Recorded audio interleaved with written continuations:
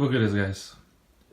Do you see anything interesting about my plastic worm bin? No?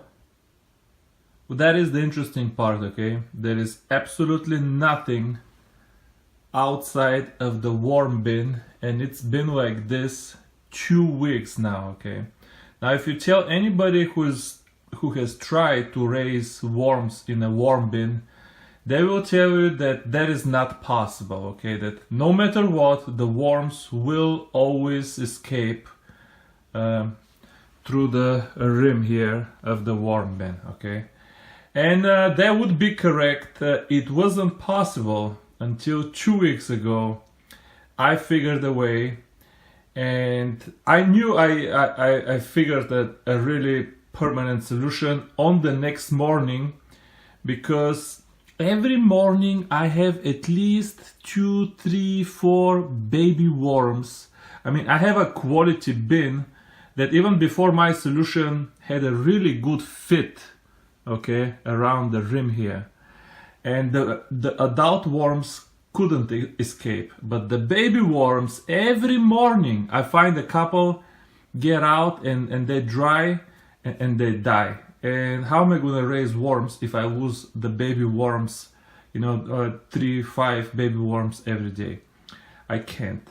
So when I did the solution and on the next morning I didn't see a single baby worm out, I already knew the solution is perfect and permanent. But I did wait a couple of weeks just to see what happens.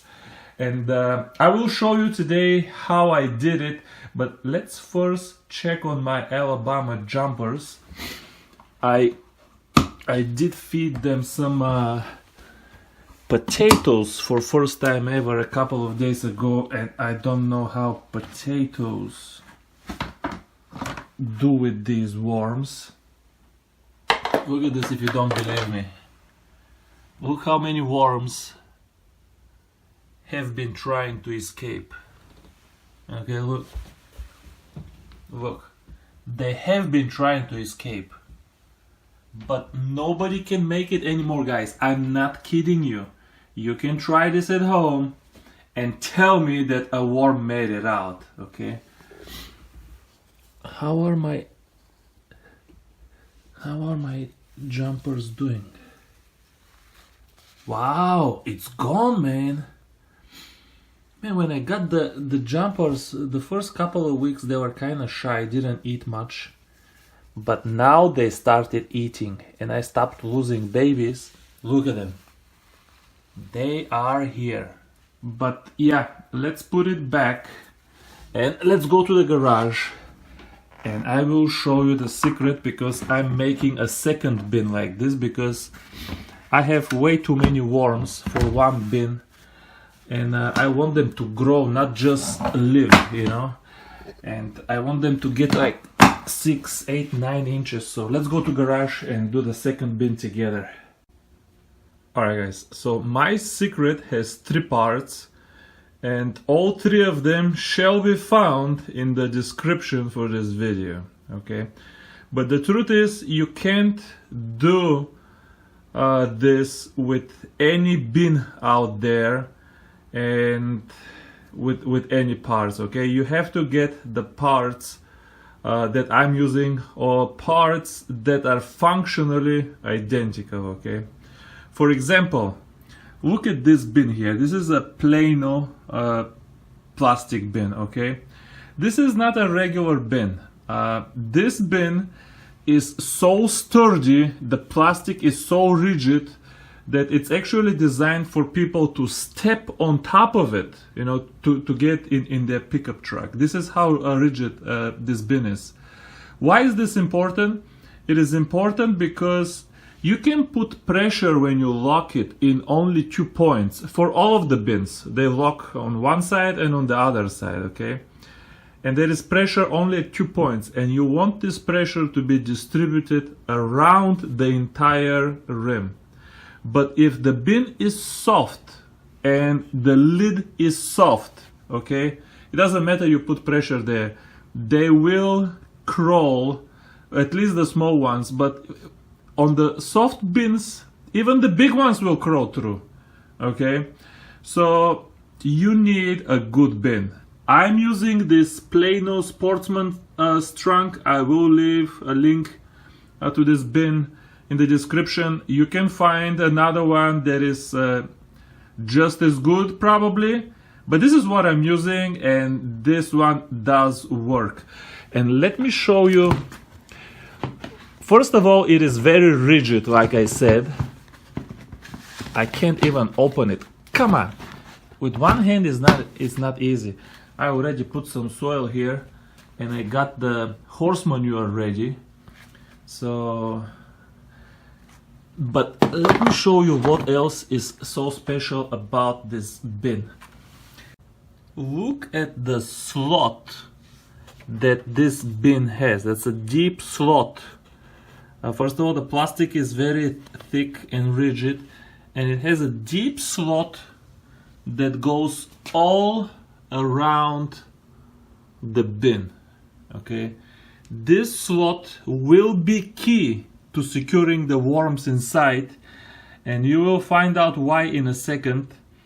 But here is a regular bin that people try to use, and the same two pressure points here. But first of all, this is so soft that, you know, it is impossible to seal the lid properly.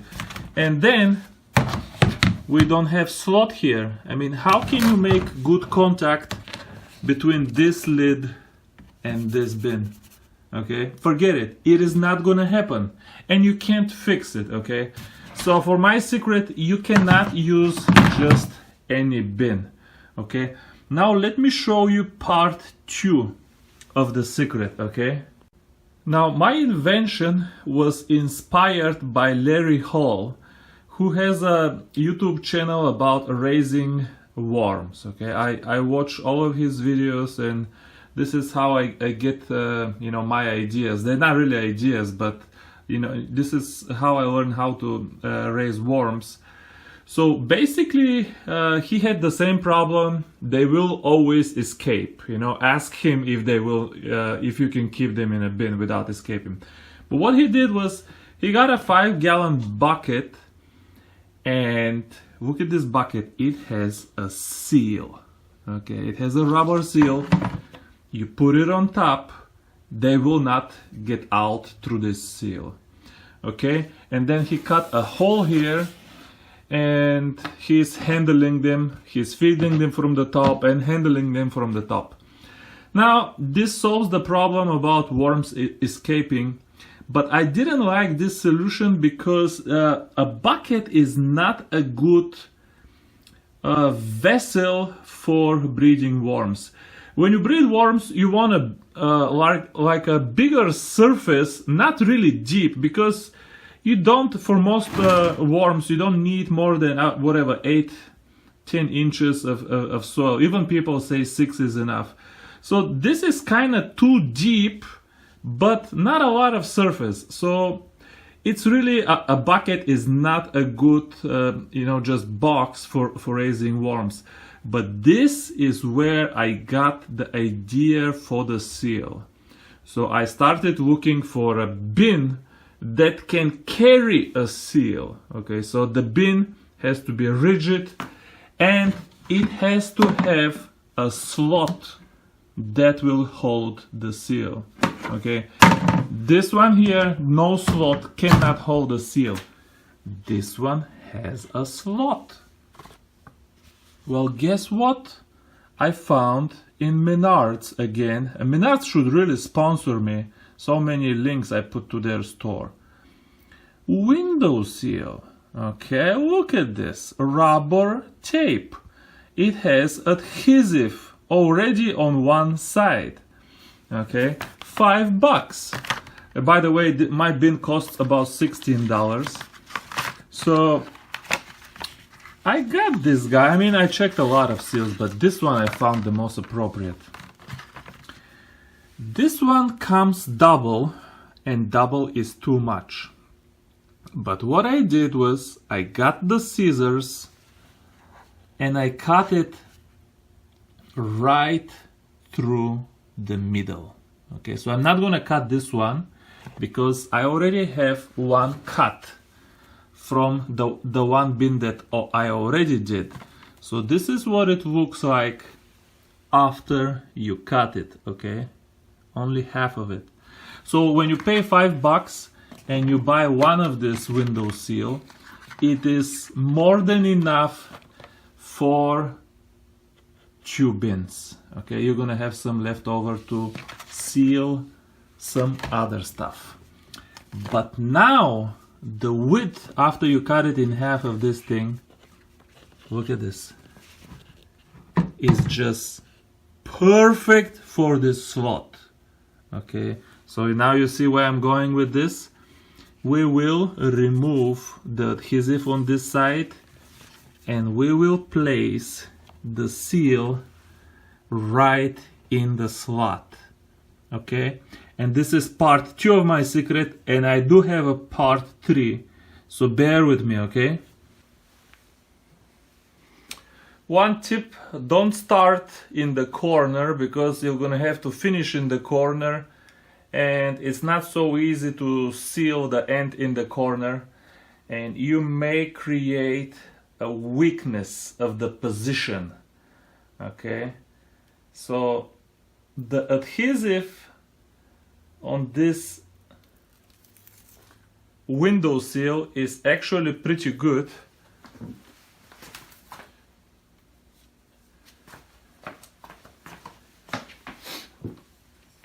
You're gonna need something like this to press down on the window seal, but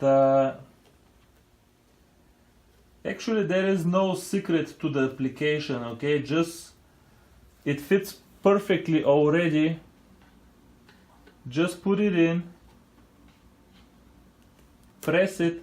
Now once I have pressed it on one spot, I do kind of stretch it a little bit before I press it again, and I stretch it a little bit just to make sure it is straight, okay? And then I press it all over. That way you don't have too many kinks.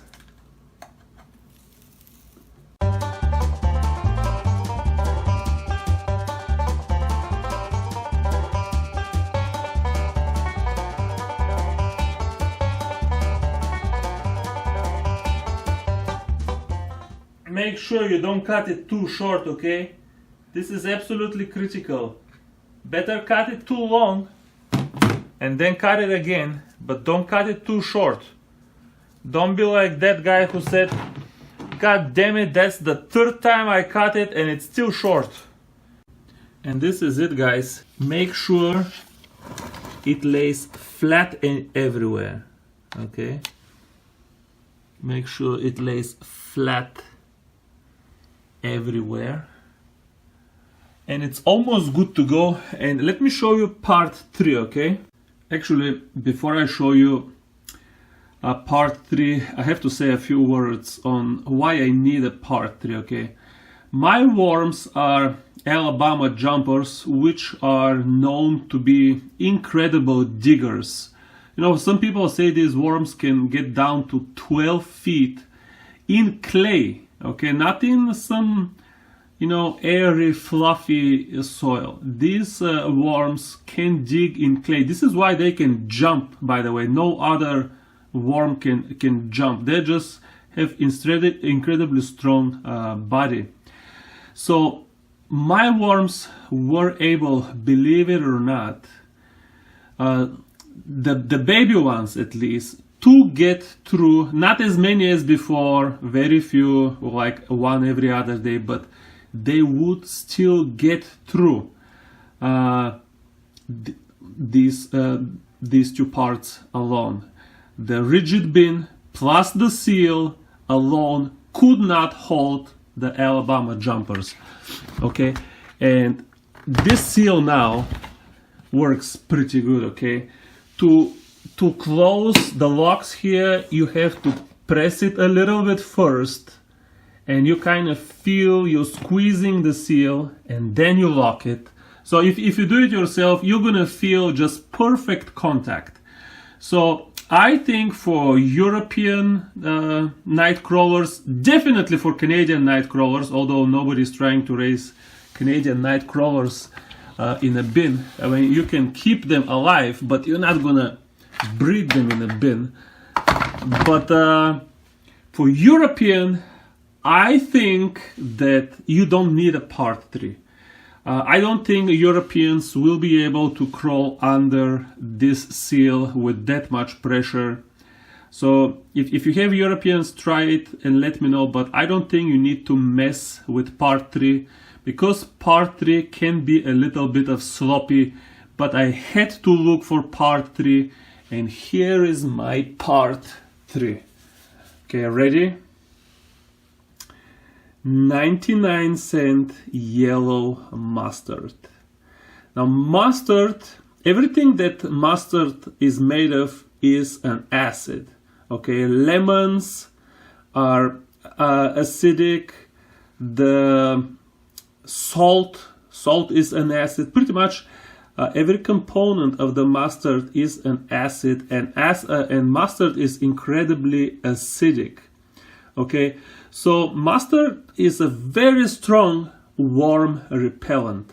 Actually, repellent is not even strong enough, because mustard will kill worms on contact. Okay, if you put mustard on the skin of a worm, it will jump, crawl away. If you keep touching it with mustard, it will kill it, and it's not gonna take very long, because worms are incredibly sensitive to acid, so they cannot take contact with mustard.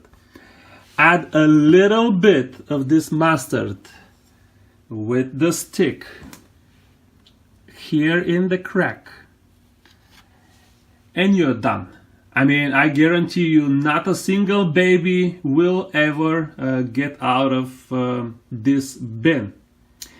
But if you say, okay, I don't like how messy mustard is, I have also an alternative solution that I also tried and I also think works pretty good. And that is Mobile One synthetic grease. Of course, you can use any grease that you have at home, but I tried this as well, okay? And I put it on and it also worked.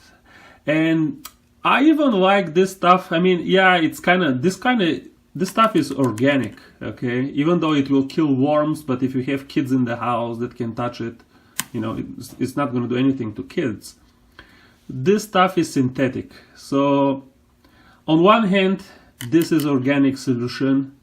On the other hand, this one actually doesn't have any odor.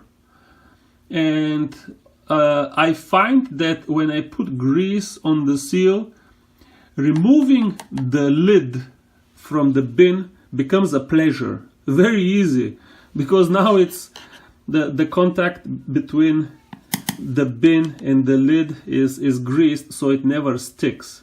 Okay.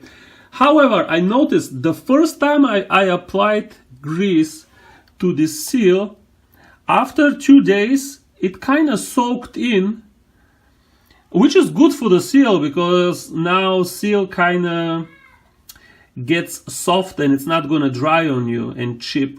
But you may have to, if you notice that the seal is dry, reapply the grease one more time. I don't think it's going to dry a second time, but keep an eye. If you get a worm out, check for spots where the seal is dry. So both of these things do work. I leave it up to you which one you want to mess with. And if you have European Nightcrawlers, definitely try it first without messing with mustards and grease. But this is what I have to use. It does work for me. I haven't settled which one I prefer yet. Definitely, if I didn't have kids, I would prefer the grease. But I do have kids. They can sometimes touch it with their hand, then they lick their hand. I don't know. So from that perspective, I prefer the mustard. And either way, the mustard is, even though it's not toxic, is just as strong, if not stronger. So don't be afraid to use the mustard as well. But this is my solution. The video is getting long again. Thanks for watching. This is not a worm raising, breeding channel. This is a fishing channel. But if you subscribe to my channel, I will be posting updates from time to time on how my Alabama jumpers are doing. I'm moving them from 1 to 2 bins now, and hopefully I can get them to breed. I think I got some babies already actually, but I haven't seen any of them get nice and thick and big. So let's see how I get them to do that. But again, thanks for watching, and I will see you soon with an update. Okay, bye bye.